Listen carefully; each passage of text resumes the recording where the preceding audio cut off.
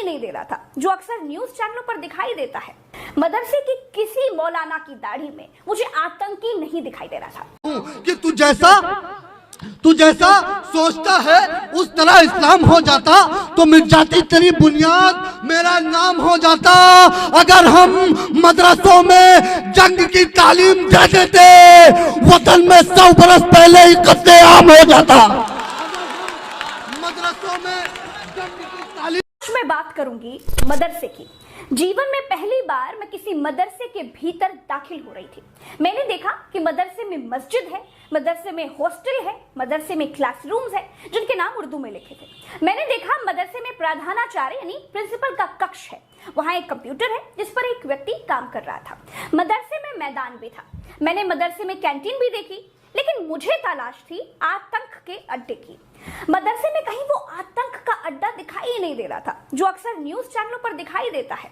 मदरसे की किसी मौलाना की दाढ़ी में मुझे आतंकी नहीं दिखाई दे रहा था।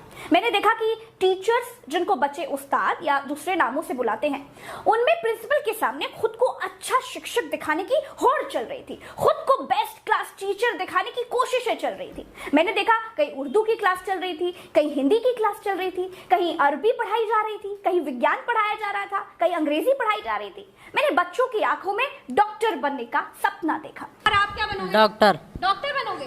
मैंने बच्चों को मौलवी बनने की बात कहते हुए भी पाया। आप क्या बनोगे जल्दी बता दो। मौलाना। कोई बच्चा कहता है मैं डॉक्टर बनूंगा, कोई बच्चा कहता है कि जी मैं तो मौलवी बनूंगा, कोई कहता है कि मैं इंजीनियर बनूंगा, कोई बोला मैं साइंटिस्ट बनूंगा। लेकिन मैं गोदी मीडिया को देख करके गई थी। मुझे तो तलाश थी उन बच्चों की जो कहते कि मैं आतंकवादी बनूंगा, जी मैं फिदाइन बनूंगा। लखनऊ के जिस माहद मदरसे में मैं गई थी, वहां पूरे देश से बच्चे पढ़ने के लिए आए थे, यहाँ तक कि विदेशों के बच्चे भी थे। मैं नेपाल का रहने वाला। नेपाल के रहने वाले हो? कहाँ से आए हो? आसाम से। हम कश्मीर से। कश्मीर से हो आप? आप कहाँ से आए हो? बिहार से। आप बताओ। सिद्धार्थनगर। आप बताओ। यूपी। बताओ। दिल्ली। मैंने सारे बच्चों के बस्ते चेक करवाए, एक एक किताबें खंगलवाई, लेकिन किसी के पास बम बनाने की बुकलेट नहीं मिली। किसी के बस्ते में बम बनाने का सामान भी नहीं निकला, ना कोई डेटोनेटर, ना कोई जेलेटिन की छड़े, ना कि माचिस का कोई बुरादा। आश्चर्य था कि सब के सब पढ़ने आए थे, सबके सब बस्ते में पेन कॉपी यही लेकर के आए थे।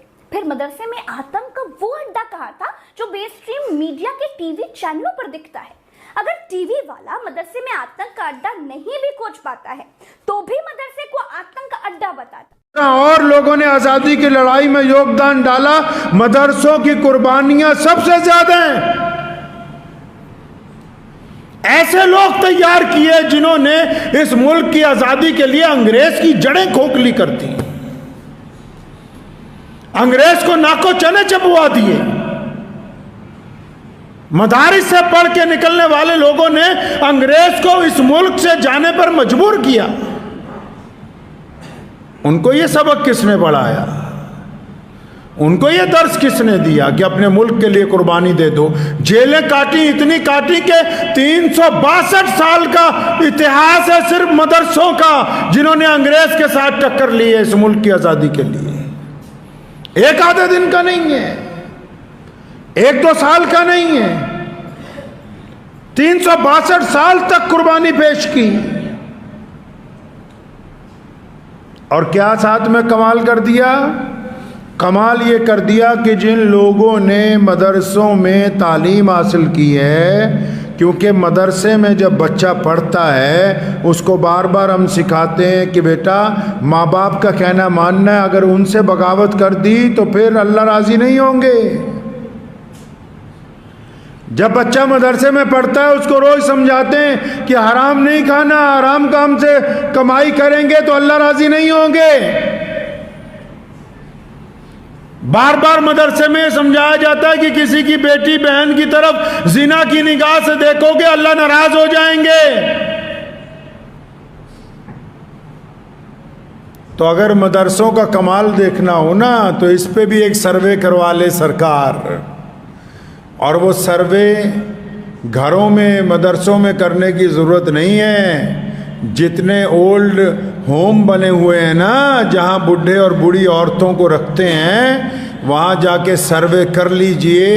जो मदरसे का पढ़ा हुआ होगा उसके माँ बाप उसके घर में उसके सर पे बैठे राज कर रहे होंगे, और जिन्होंने मदरसों में नहीं पढ़ा, अंग्रेजी स्कूलों में पढ़ा है, उनके माँ बाप आज ओल्ड होम के अंदर बैठे हुए आंसू बहा रहे हैं।